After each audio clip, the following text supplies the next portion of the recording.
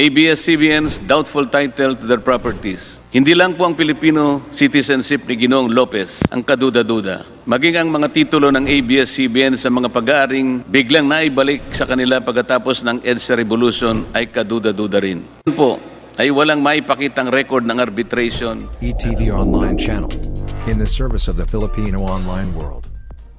A legislative franchise is a special privilege granted by the state to those who deserve it. It is not a demandable right. A franchise is imbued with public interest. The grant comes with duties and responsibilities both to the people and to their government. ABS-CBN came before this joint committee with the burden to convince each one of us that it has conscientiously and faithfully discharged those duties and responsibilities from the time it was granted the privilege to operate a broadcasting company under its previous franchise. Congress has the exclusive constitutional mandate to either grant or deny a franchise application. This authority is borne out by the fact that not all who applied was afforded such privilege, which is why ABS-CBN must convince this chamber and the people that it serves that it is indeed deserving of a franchise. First, let's hear from Mr. Gabby Lopez III himself.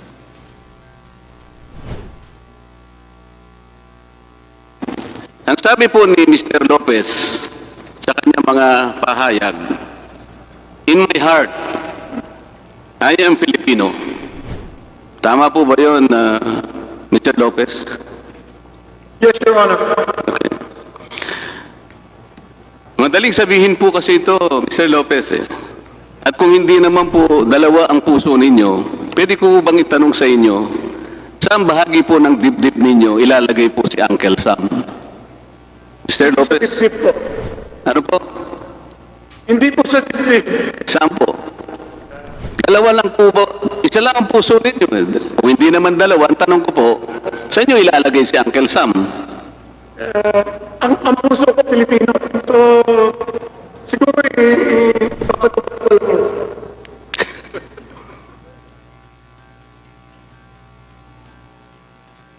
Ipinanganak sa Amerika, nag-aral sa Amerika, nagnegosyo sa Amerika, bumoto sa Amerika, ginamit ang American passport sa maraming yugto ng kanyang buhay at paglalakbay.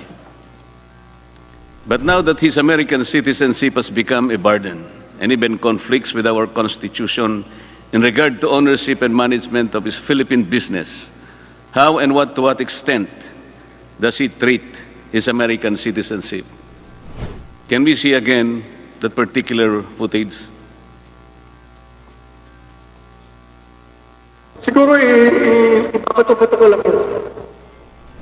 Siguro ipapatupad ko lang yun. Ang sabi po niya, ibabato-bato ko na lang. That, ladies and gentlemen, is how best describe and reveal the posturing of ABS-CBN. It's not about service. It's about convenience, the advantage, and all the benefits that come with it. It's not about the Filipino people. It is all about itself, nothing more and nothing less. Gabby Lopez is an American citizen. Wala pong pagdududa na si Ginoong Gabby Lopez ay isang American citizen. Inamin naman po niya ito sa ating mga pagdinig at wala rin pong duda. Walang Pilipinong birth certificate si Ginoong Lopez. Inamin po niya na hindi iniregister ng kanyang mga magulang ang kanyang pagkapanganak sa Amerika sa pinakamalapit na konsulado o embahada ng ating bansa. Maging siya po, nang sumapit siya sa hustong gulang, ay hindi po niya sinikap na kumuha ng Philippine birth certificate. Madali pong gawin to. Bukod pa po sa tungkuling dapat itong iulat ayon sa ating mga batas. Ang lagi pong iminamatwid ng ABS-CBN at ang kanyang mga kapanalig ay si Ginoong Lopez ay tunay na Pilipino dahil ang kanyang mga magulang ay mga Pilipino ayon daw po sa principle ng jus sanguinis. Kailangan po nating liwanagin ito. Ang principle ng jus sanguinis ay isang disputable legal presumption. Wala pong naipakitang ebidensya na Pilipino pa rin ang mga magulang ni Ginoong Lopez nung siya ay pinanganak noong 1952 sa Amerika. Kailangan po kasi napatunayan muna ni Ginoong Lopez na Pilipino pa rin ang kanyang mga magulang nung siya ay isilang para magkaroon ng visa, ang ius sanguinis principle. Hindi po automatic ang application nito. Narito po ang mga records na pinagbasihan para mabigyan ng Filipino recognition si Ginoong Lopez. Ang una po, nakikita po ninyo sa ating screen, mga photocopy ng personal na birth certificates ng kanyang mga magulang. Hindi po authenticated o official na inisyu ito ng anumang ahensya ng ating bansa. Ang pangalawa po, yung affidavit of Filipino citizenship. Slide please. Na ginawa ng ina ni Ginoong Lopez noong Enero 20, 2000. Halos 50 taon pagkatapos may panganak si Ginoong Lopez. Sa mata po ng ating batas, ang isang affidavit ay isang self-serving testimonial evidence at ang tinatanggap lamang ay mga hindi maitatangging mga documentary o tinatawag na object evidence. Katulad halimbawa po ng Philippine passport ng kanyang mga magulang noong ipinganak si Ginoong Lopez. Pangatlo, Philippine passport ni Mrs. Conchita Lao Lopez na ipinagkaloob sa kanya noong January 27, 1998. Ang problema po dito ay inisyu po ito 46 na taon nang nakararaan pagkatapos na mapanganak si Ginoong Lopez at hindi katibayan na simulat sa pool ay may hawak na Philippine passport ang kanyang ina. Dahil po dito ay makikita mismo sa records ng Bureau of Immigration and Deportation at ng Department of Justice ang mga sulat kamay na minota ng evaluator noong March 27, 2001. Makikita po sa slide, kaugnay ng aplikasyon ni Ginoong Lopez for Filipino recognition, nakasulat po ay ganito. There is no proof of Filipino citizenship of his mother at the time of his applicant's, at the time of his, meaning the applicant, birth on August 13, 1952. Allegedly, his mother is also deceased. Nakapagtataka po na kahit sinabi ng evaluator na walang patunay na Pilipino ang ina ni Ginoong Lopez nang siya isilang, binigyan pa rin ng BID at DOJ ng Certificate of Recognition si Ginoong Lopez. Bakit po napakahalaga nitong handwritten note ng BID? Because there is the likelihood that the parents of Mr. Gaby Lopez, particularly his father, had already been naturalized American citizens, or at the very least had categorically renounced their Filipino citizenship at the time of or even prior to the birth of Mr. Lopez in 1952. This also could be explained by why they did not report his birth to the nearest Philippine embassy or consulate in New York at the time. Without such evidence of Filipino citizenship of his parents at the time of his birth, the principle of jus sanguinis could not have benefited Mr. Lopez. At kahit natanggapin po namin na Pilipino rin si Ginoong Lopez, ay malaking problema pa rin ang kanyang pagiging Amerikano na walang puwang sa mahigpit na tagubilin ng ating saligang batas na nakasulat sa Section 11, Paragraph 1, Article 16 of the 1987 Constitution. Nasa slide po yan. Alam ko po na na-memorize na po yan ng ating mga mamamayan na nakatutok sa mga pagdinig na ginaganap natin. It must be emphasized, Mr. Chair, that contrary to ABS-CBN submission, it is not the view of the Securities and Exchange Commission that matters here. It is not the opinion of the Department of Justice that will prevail here, not even the Bureau of Immigration or other agencies. It is the will of Congress that should be accorded due respect, simply because it is Congress that has the sole and ultimate authority to grant or deny application of franchises. Philippine Depositary Receipts or PDRs. The hearings also proved that ABS-CBN, through a shell company organized by Lopez Incorporated, also violated the constitutional restriction on foreign ownership and participation when it sold 187 million PDRs to foreigners, or 62.6% of the over 298 million PDRs issued by ABS-CBN Holdings Corporation, to which the same number of underlying shares of ABS-CBN were transferred. Due to the excessive rights afforded to the holders of the PDRs, said holders are deemed beneficial owners of the underlying stocks of ABS-CBN, with corporate control enhancing mechanisms that can influence the major corporate actions that management may institute. This is again a clear circumvention of Article 16, Section 11 of the 1987 Constitution. Kahit na ABS-CBN Holdings ang nasa papel ng pagmamay-ari o karapatang bumoto sa shares ng stock representing the PDRs, hindi nito pwedeng ibenta ang mga nasabing shares dahil may contract of pledge with the Philippine Central Depository to hold the same in behalf of the holders as security for certain obligations of ABS-CBN Holdings Corporation. Hindi ba malinaw na pagbibigay ng kontrol ito sa mga dayuhang may hawak ng PDRs? Nandyan po sa slide yan. Lumitaw rin po sa aming pagsusuri ng mga foreign holders ay may option din na baguhin ang kanilang karapatan na sinasaad sa PDRs. Bagay na wala sa kontrol dito ang ating Securities and Exchange Commission. Bukod pa sa kanilang tanging karapatan na isalin o ibenta ito kahit kaninong individual, kahit walang pagsang-ayon ang Securities and Exchange Commission. Ang sabi nga ng isang prinsipyo sa batas, what cannot legally be done directly should not be done indirectly. Sa madaling salita, Mr. Chair, ang hindi dapat gawin sa patago, dapat itong gawin ng may pagsusumamo. Ang minamatid dito ng ABS-CBN ay ginamit naman daw ang PDRs bilang isang legal na instrumento sa maraming bansa.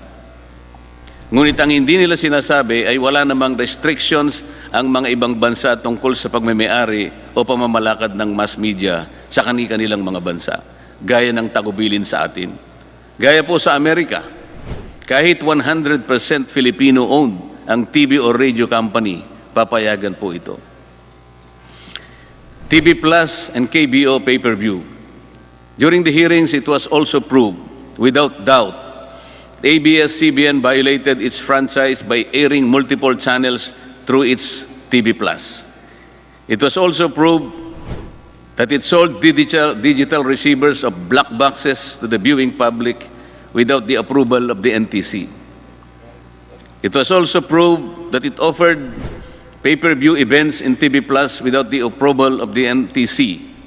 Pati nga po ang laban ni Senator Pacquiao at Mayweather na walang pahintulot mula sa NTC, pinalabas din na may bayad. Lahat po ng ito ay pinatunayan ng chairman o chairperson ng NTC nang tayo ay dumidinig sa mga bahaging ito. NTC itself confirmed that based on its existing regulations, ABS-CBN was not authorized to encrypt or lock non-paying public its TV Plus channels using its free-to-air frequency under its franchise. Nasa slide po yan.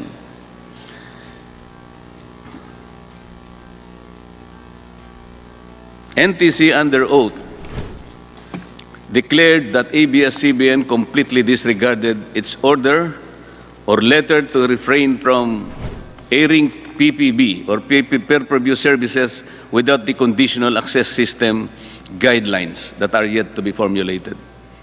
ABS-CBN even utilized the platforms of its subsidiaries, namely Sky Cable Corporation, Amcara Broadcasting Network, and ABS-CBN Convergence in launching these illegal activities which, by the way, also compromised the respective franchises that are also being considered along with that of ABS-CBNs.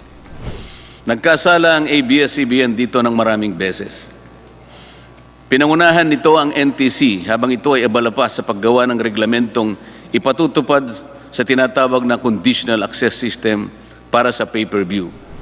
Sinadya nila ito sa kagustuhan nilang makinabang at kumita kahit wala pang itinakdang regulasyon. taliwas sa nakasaad sa termino ng kanilang prangkisa. Kung susumahin nga po ang multa doon lamang sa pagbebenta at paggamit ng, sabihin na lang nating 5 milyon na black boxes sa loob ng 5 taon at 4 na buwan, ang kwenta po ay aabot sa 1.97 trillion pesos. Hindi pa po natin sinasama dyan ang violation ng multiple channels. Alleged black timing with Amcara. Ganito rin ang napatunayan na ginawa ng ABS-CBN nang gamitin nila ang Channel 43 para lumipat mula sa analog papunta sa digital system. Mula pa sa demonstration period na ibinigay ng NTC sa ABS-CBN, na hanggang June 30, 2015 lamang, ito ay nagpatuloy sa pag-broadcast ng TV Plus at pay-per-view incidents hanggang ito ay umabot ng 5 taon at 4 na buwan. At 1 taon bago matapos ang prangkisa ng ABS-CBN at Amcara, ay ibinenta ng ABS-CBN ang 49% ng kanyang pagmamayari dito sa Amcara na nagkukuhan black timing lang ang lahat para mapagtakpan ang paggamit ng TV Plus sa pag-akala nito ng prangkisa ng Amcara ay hindi mapapansin na paso na rin noon pang May 4, 2020. Nabuko pa ang ABS-CBN ng mapatunayan sa pagdinig na hindi black time ang arrangement nila kundi isang use of rack na ipinagbabawal po sa prangkisa. Ito po ay dahil sa pag-amin na rin ni Ginoong Karandang na halos 24 na taon ay ABS-CBN ang gumagamit ng kanilang frequency gamit ang sariling logo, tauhan at pasilidad sa pag-ere ng kanilang programa. Pati nga ang kanilang transmitter na pinatunayan ng NTC at ni Ginoong Karandang na patuloy na ginagamit kahit sila ay may cease and desist order na tinanggap mula sa NTC noong May 5, 2020. Sa kabila po ng pagsiguro sa akin ni Ginoong Carlo Katigbak na sarado na ito dahil sa raw mismo ang nag-utos. Marami po ang makakasuhan ng perjury rito. For 24 hours a day, 7 days a week, for the past 24 years, ABS-CBN did broadcast all its shows through the Studio 23 frequency of Amcara with only 3 hours sign-off. Nasa slide po yan. Amcara has no shows of its own. It has no other client except ABS-CBN. This is use of rack, not black timing. And ABS-CBN and Amcara have to face the legal consequences for this deliberate misrepresentation. At sa isang bahagi po ng pagdinig ay muli na naman po nilang tinangka ng ABS-CBN na palitawin at tuloy po ang usapan nila matapos ibenta na nito ang 49% sa pag-aari ng Amcara. Nang tanungin ko po ang Amcara kung papaano nila ito gagawin, samantalang mayroon ng petisyon sa NTC na pagtibayin ng deed of assignment ng Amcara at Asian Multimedia and Production Company na kanilang pinagkasunduan noon Marso 12, 2019, ay wala na pong naisagot si Ginoong Karandang at inamin na po niya lahat na napatunayan ng bahaging ito ng ating pagdinig. Ang Asian Multimedia ay pag-aari ni Ginoong Federico Garcia, isang retiradong opisyal ng ABS-CBN. This surreptitious use of Amcara as an artifice demonstrates a familiar pattern, Mr. Chair. Ibinabato-bato na lang ang pagtitiwala ng sambayan ng Pilipino. ABS-CBN is more of serving itself, its benefit, and all the perks that go with it. ABS-CBN's doubtful title to their properties. Hindi lang po ang Filipino citizenship ni Ginoong Lopez ang kaduda-duda. Maging ang mga titulo ng ABS-CBN sa mga pag-aaring biglang naibalik sa kanila pagkatapos ng EDSA Revolution ay kaduda-duda rin. Po ay walang maipakitang record ng arbitration na nauukol sa pagmemayari ng ABS-CBN. Even the title to their property. Kong Marcoleta, suspend muna tayo sandali. May technical difficulty lang. Hearing suspended.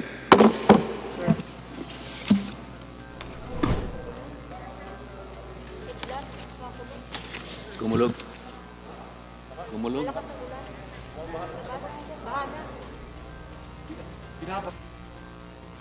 Like and subscribe. Watch the previous video. Thank you for watching.